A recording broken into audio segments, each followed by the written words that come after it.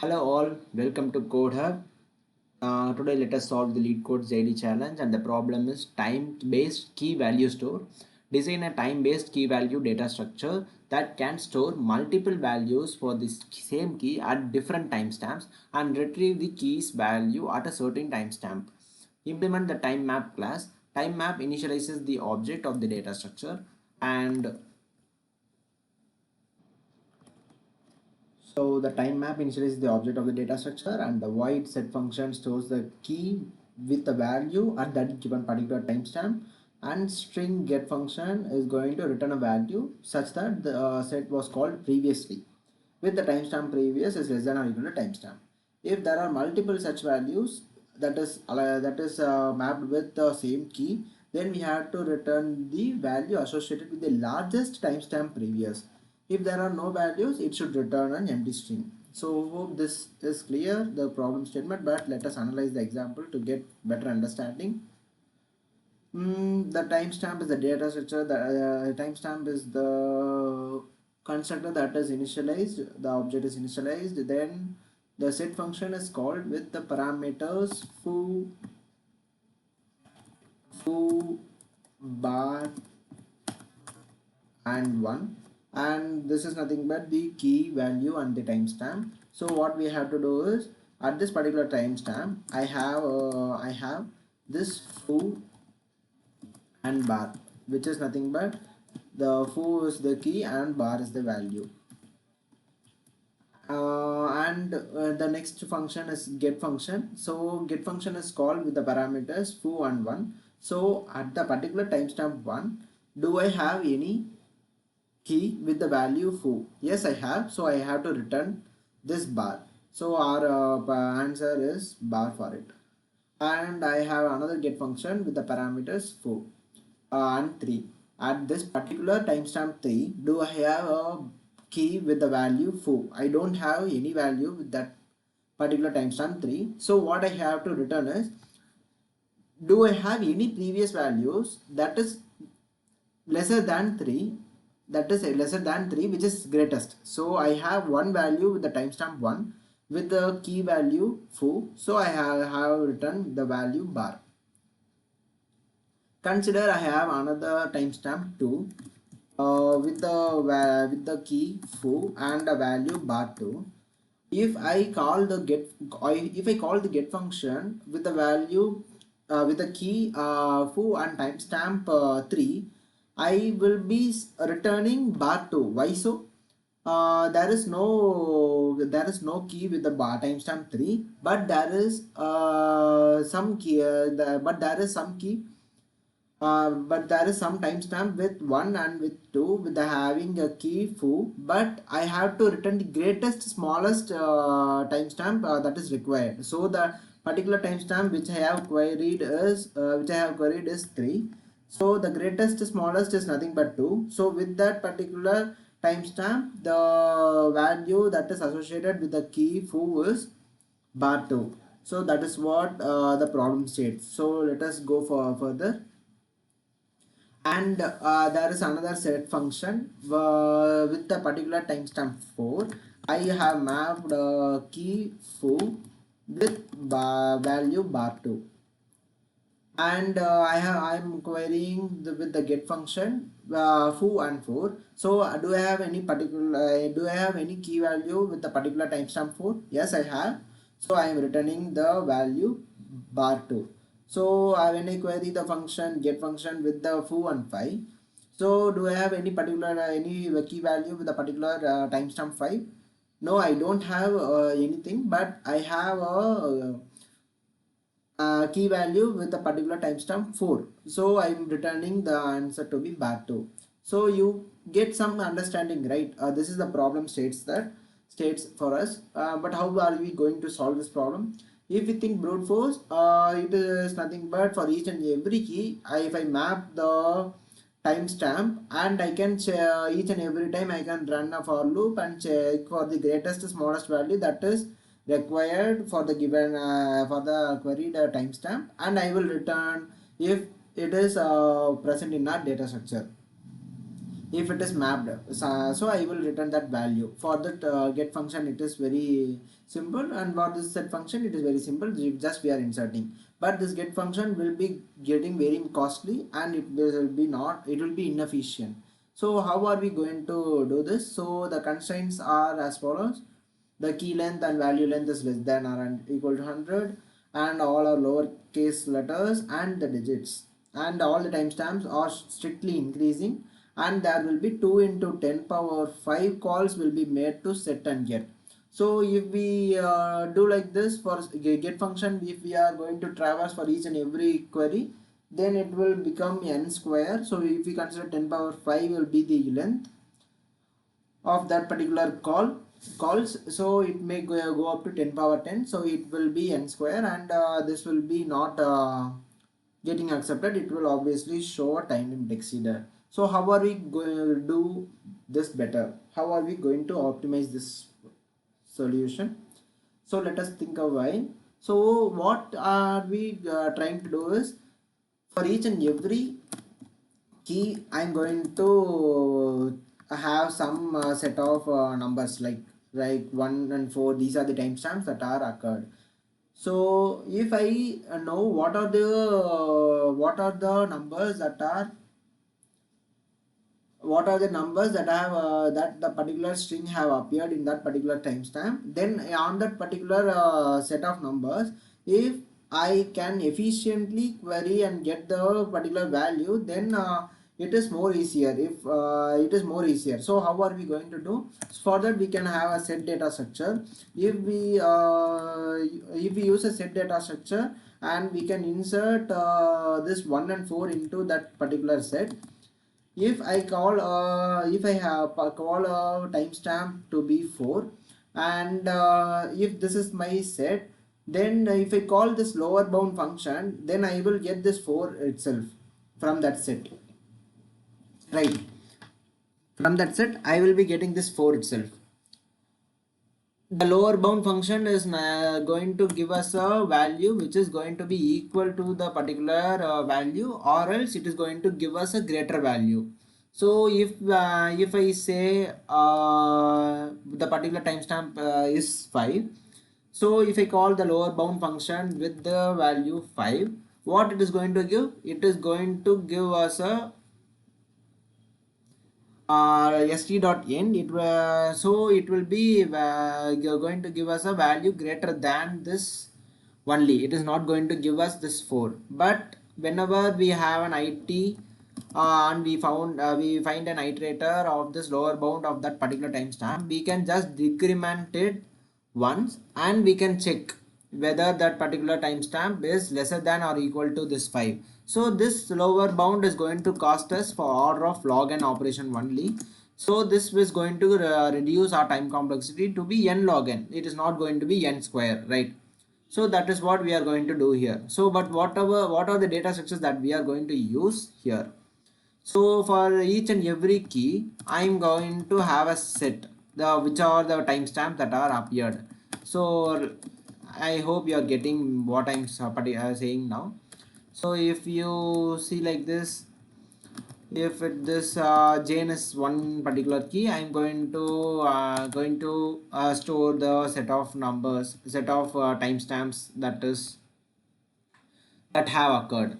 So for each and every string I'm going to have a set. So I will be having one data structure which is a map, where my key will be a string, and my value is going to be a set of integers, and this is going to be mapping this is going to be going to map my key with the timestamp. So I will name it as key timestamp, key string and the timestamp. And I'm going but how we are going to get the value for this particular key? We don't know, we don't store that, right? For this set function is going to store the time at that particular timestamp. We have to store the key and value. So what we can do is, we can have another data structure that is going to store the key value pair at that particular timestamp. So map of integer. This integer is nothing but the timestamp, and this is going to have a pair that is going to store. So the key is nothing but the timestamp, and this value is nothing but the pair, this combinedly this key and value. So I will name it as timestamp map. That's it.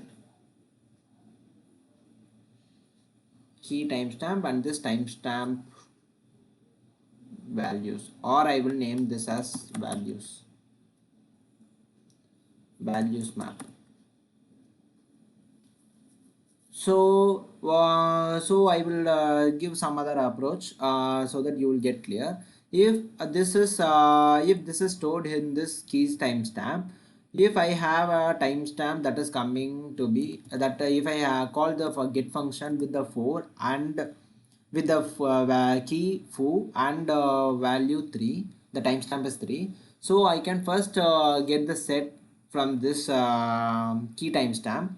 So I have got the set 145, and if I do a lower bound function, I will get this particular iterator which is standing at the point 4, and I will decrement this iterator one time. So I will go to this particular point, and I will be seeing whether this particular timestamp is lesser than or equal to this 3. Yes, obviously it is lesser than or equal to 3. So what I can do, I can directly return the value at that particular timestamp. So I have a values map that is going to store the key value at that particular timestamp. So at the particular timestamp 1, what is my key? If that key is full, then I can return the value that which is associated with that in this values map. So hope this data structures that we are using is sensible. So let us try to code the approach. So these are the two data structures that we are going to use. So I will declare here as private, and whenever I come inside this loop, inside this constructor, I'm going to clear it. So let us make use of this constructor as well. Values map dot clear, values map dot clear. Okay, now what is this set function is going to do? So the values the set function is going to insert it into the data structure. So I'm going to insert this key timestamp of this key dot insert of this value, sorry, not value, timestamp. So I have inserted the timestamp into that particular key in as a set, and this values map is going to store me the key value pair dot key values map of timestamp is nothing but the pair key comma value. Super. So we have written the set function. Now once after calling the set function, now we are going to define this get function. So what does this get function? First we have to check whether this timestamp is already present in our and whether this timestamp is already having this particular key. So what I can do is, if this timestamp, or else we can also do directly the time we can do the lower bound and check. We can get auto st is nothing but this key timestamp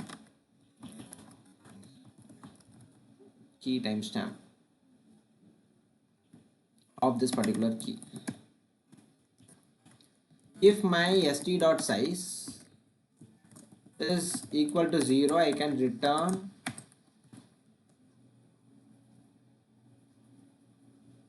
return an empty string, because I am not having any thing to query it. I have not having this string at all.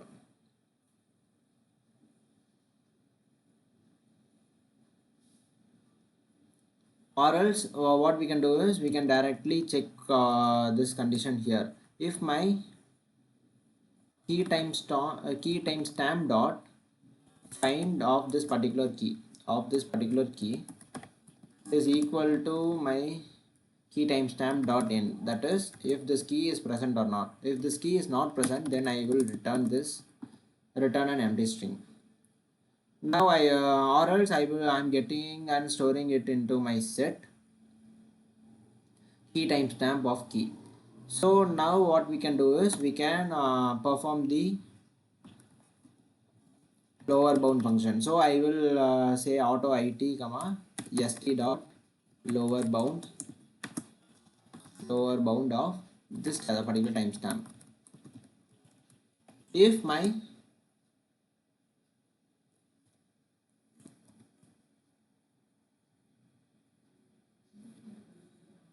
my star, if my it is not equal to st dot end, if my it is not equal to st dot end, that is, if my iterator is present inside my set, then I can access that particular value. So if my star it is equal to my particular timestamp, so then obviously the timestamp doesn't change. So what I can do is,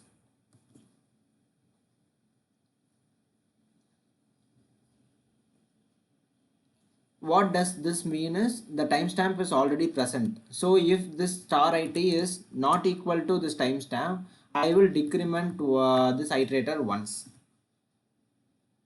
Once after we decrement this iterator, we have to check that particular value is lesser than or equal to timestamp. If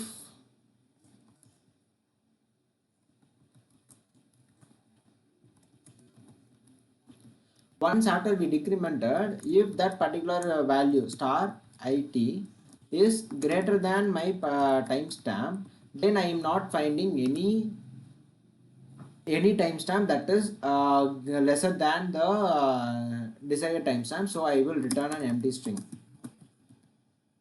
If not, what I will say is my timestamp is equal to the new timestamp. New timestamp is nothing but the star it. So once this if condition is done, what we are going to do is we are going to check that particular timestamp's first value. If that first value is mapped correctly, if the first value is equal to this particular key value, then only I'm going to return the value of that string, or else I'm not going to return, because I need the value of this timestamp of this particular key only. I don't want any other thing. So if my values map if my values map of timestamp dot first is equal to my needed key value, then what I will do is return values map of timestamp dot second. Else I have not find any value, so I will return an empty string. So hope this gets clear, but you may get confused with this if conditions. I will do and show once again. I will take this example. You may get confused with this cases. Let me see. Why I have done this case, because I am directly finding the lower bound of that set st. Once I have found the lower bound of that particular timestamp, if the timestamp is 4, I would have pointed here itself. I would have pointed the set at this position itself.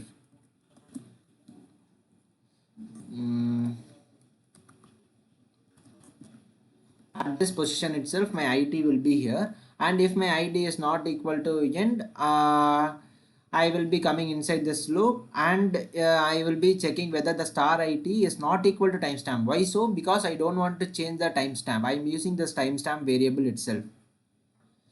If it is equal, I will be coming out of this if condition. I will be executing these lines. But consider we are the current timestamp that I need is 3.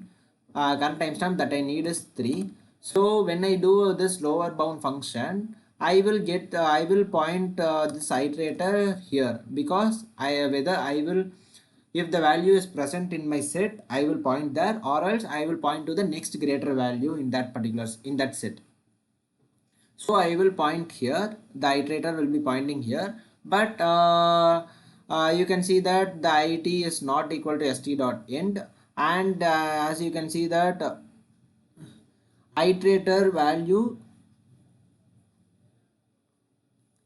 if if my iterator star iterator value is not equal to timestamp, yes, 4 is not equal to 3, so I will be coming inside this loop and I will be decrementing this iterator, and after which the iterator moves here, and I am checking the condition. Why this condition is checked? Because the star id is greater than timestamp, then I have not found any timestamp that is lesser than this 3, because that is what the order is maintained in that set. So I will return an empty string, or else I will get the new timestamp to be timestamp equal to star id. But let us consider another case. If my timestamp that is required is 5, what happens here? Here what happens is my iterator will be pointing out of the boundary. So it is not st.end. So there may be an else condition as well. In my else part, I will be decrementing this iterator once directly, and I will be performing this same steps here. Hope you understand what I'm trying to do. So I will be standing at this position, and I want to I want to decrement once. So now I will be coming here, the iterator will be standing here. Once after doing, if my iterator is if my iterator is greater than the timestamp, I will return an empty string, or else the my new timestamp is nothing but the star it, which is 4. So 4 is my new timestamp. So this is what the else part is doing. So let us take another test case. Let us have a set of integers 3 comma 4, and my query is 1. If my query is 1, what I'm going to do is I'm going to find the lower bound, and when I found this lower bound, when I find the lower bound, I will be pointing here. This it will be pointing here, and it is not equal to st dot end. I will be coming inside this loop, and since the star it 3 is also not equal to timestamp, I will be decrementing once. Once after decrementing, again the star it will be greater than the timestamp. So I am not finding any timestamp which is lesser than this one. So I will be returning the empty string. So hope you understand this part now, or else you can repeat this video and see. Let us try to run this code. Now let us run the code, run our code for the example test case. I think I have elaborately explained what is happening with those lower bound iterators. So on each and every edge cases I have handled. So hope it should be clear, or else you can see once again. So now let us try to submit the code.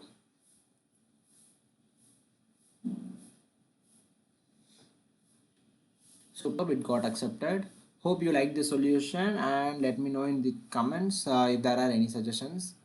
Let us see in tomorrow's LeetCode daily challenge. Until then, bye.